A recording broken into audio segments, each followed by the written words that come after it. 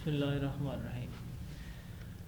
So this lecture is based on calculation of Miller indices.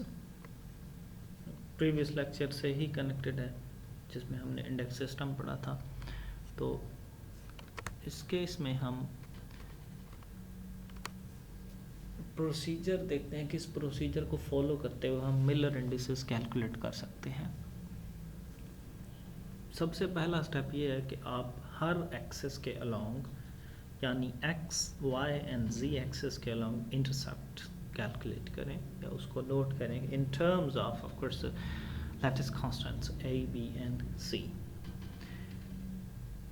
उनको उन units को आप यहाँ पे जैसे ये है कि first of all x y z के अलोंग हम इंटरसेप्ट देखते हैं, फिर x के अलोंग अगर इंटरसेप्ट p1 है तो p1 a, y के अलोंग p2 है और z के अलोंग p3 है, तो फिर हमने उसको इस तरह से लिख दिया है।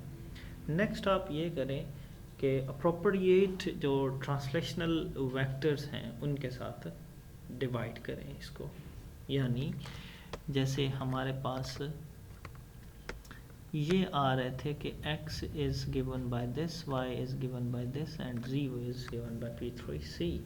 आप फर्स्ट वाले को a के साथ डिवाइड कर दें, इसको b के साथ और इसको c के साथ, then you will have p1 p2 and p3। जब ये p1 p2 p3 आपके पास आ जाएं तो फिर आप इनका रेसिप्रोकल लें, 1/p1 1/p2 and 1/p3। First intercept note करें, फिर अप्रोप्रिएट ट्रांसलेशनल वेक्टर से डिवाइड करें और फिर उसका रेसिप्रोकल लें। रेसिप्रोकल लेने के बाद अगर तो ये होल नंबर नहीं है तो फिर आप इसके लीस्ट काउंट जो कॉमन मल्टीप्लायर है उसके साथ आप मल्टीप्लाई कर दें। अगर होल नंबर्स हैं तो दैट्स फाइन। होल नंबर्स हैं जैसा कि अगर किसी का 1 1 1 इंटरसेप्ट था तो आप उसका रेसिप्रोकल लेते हैं तो फिर भी 1 ही आता है। There is no need to multiply by anything. लेकिन अगर वो 1/2 की एक साइड पे है, दूसरी साइड पे वो कंप्लीट नंबर है, तीसरी साइड पे वो फिर 3/2 के साथ इंटरसेप्ट हैं, फिर हमें इसको इन नंबर्स को जो है वो होल नंबर में कन्वर्ट करना होगा। उसके लिए हम प्रोसीजर जो फॉलो करते हैं वो एलसीएम के साथ मल्टीप्लाई करते हैं। ओके, सो h से is 1/p1, k is 1/p2 and l is 1/p3। h, k and l are your Miller indices। ये h, k along y और l along z axis are Miller indices। इसको हम parenthesis में close कर देते हैं, smaller parenthesis में अगर आप इनको क्लोज कर देते हैं यानी इस तरह से, तो ये आपके पास मिलर इंडिसेस की नोशन में आ जाते हैं। अज्यूम कर लेते हैं कोई ऐसे ही रैंडम सी प्लान कि उसके हमने इंटरसेप्ट नोट किए, वो इंटरसेप्ट जनाब 2a 2b और 2c आए थे। हमने नेक्स्ट ये किया कि इसको डिवाइड कर दिया a के साथ, इसको b के साथ, इसको c के साथ, या फिर कंपेयर कर लिया हमने p1a p2b और p3c के साथ, जिनको जैसे हमने ये लिखे थे। तो इससे जो p1 है वो 2 आ गया, p1 भी 2 है और p2 भी 2 है, जबकि p3 is your 1। अब इसके हम रेसिप्रोकल लेते हैं 1/2 and sorry this must be 1 not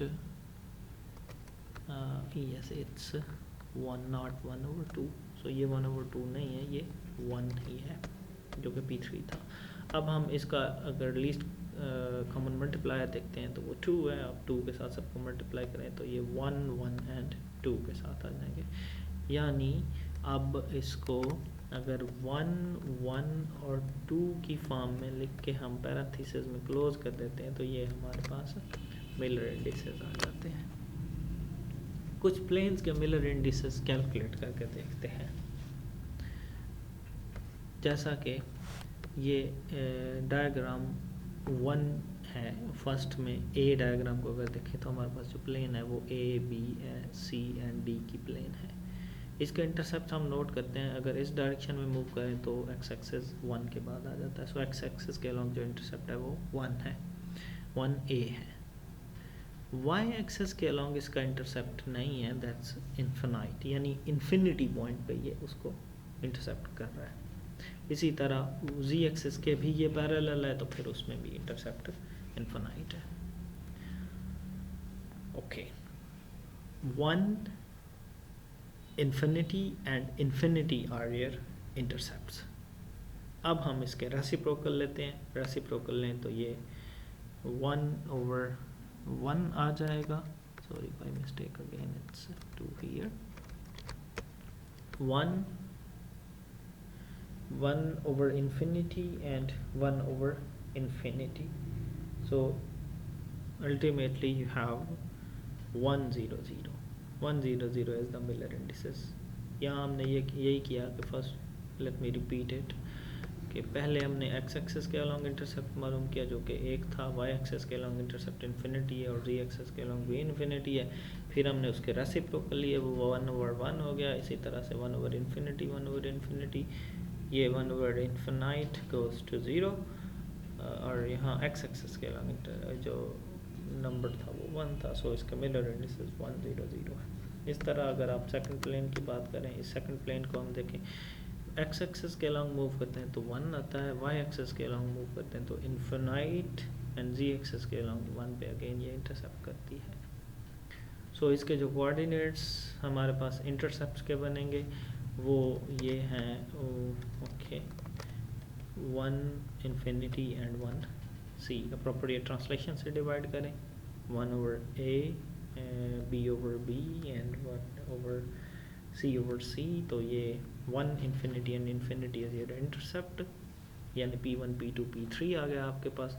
अब उसके रेसिप्रोकल लें, हम रेसिप्रोकल लेते हैं 1/1 1/infinite and 1/infinite, then this goes to 1 0 1 plane.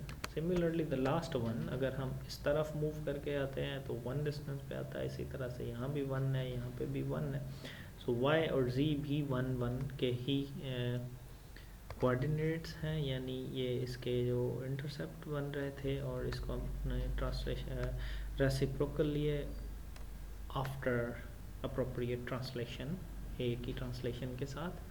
और फिर फाइनली हमने ये देखा कि हमारे पास ये जो रेसिप्रोकल लेने के बाद ट्रांसलेशन आए, जो मिलर इंडिसेस आए हैं वो 1 1 एंड 1 के हैं।